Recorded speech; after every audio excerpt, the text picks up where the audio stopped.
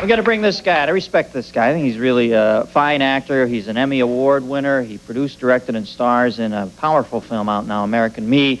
Please welcome Edward James Olmos. Welcome.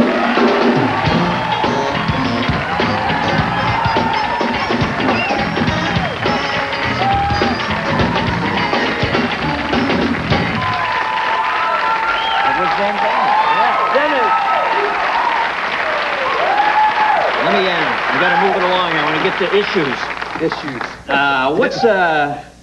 Is it hype in the media now that every time one of these films comes out that deals with somewhat of a volatile nature that the kids are all going to go to the theaters and kill themselves, or do you think it's trumped up? I know it's a bit of a problem, but do you believe they sensationalize it a little? Oh, well, I think they do, yeah. They do definitely try to make news out of it.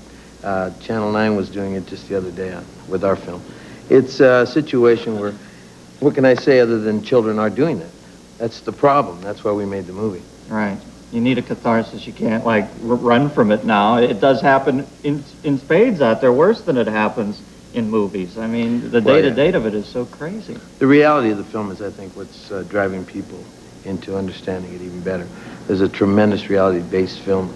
This is, and it's a situation where children are killing children for no reason, and we're all kind of like sitting there watching it happen, you know. Yeah, and being afraid of whether it should run at the local Cineplex when we should probably be dedicating our time to get into the core of the issue. Now, this film's been 20 years in the making. I want to ask you about that and find out how it took so long. I got to take a break, though. We're right back with Edward James Olmos after this.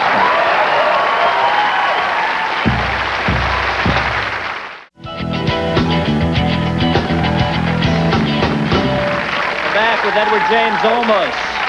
Now, Ed, it took you 20 years. This film was written, I believe, 20 years ago, right? Yeah, Floyd Mutrux actually finished the script in 1974. Yeah, tell me the long and winding road to get this made. It's a story that actually, it's better that it took so long because it's more poignant now than it was even then in the 1970s. But it deals with a concept that has really never been studied in film before, which is how the streets are governed by the penal institutions and how the guys inside run the streets. And it's quite an interesting film. It's a reality-based film, which allows you to experience the facts, and then you come out of the movie. That's where everybody's just so turned on to the film. They come out of the movie with a lot to say. Yeah, you made no effort to... hide anything? No, yeah. No, we didn't. No, we just let it go, you know, because I think that the power of this medium, you know, to allow people to have, you know, look what happened to JFK. They're going to open the box. Yeah, it's interesting. Yeah, you got to get... You do have to give Stone credit for that, man. They can call him a megalomaniac, they can call him whatever they want, but that fascinates me that he... got them to talk about it. That's the same thing that's happening with this film. If you haven't seen the film, I highly recommend you go out. Look at the clip. See a little bit of it, make you want to see more.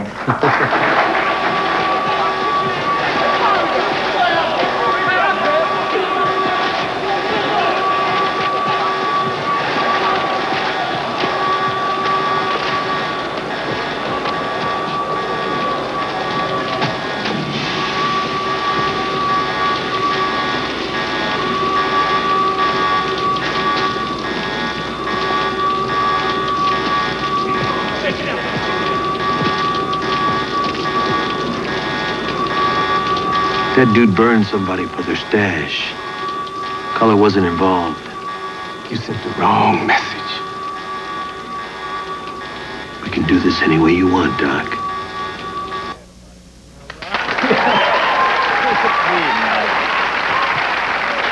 You got that,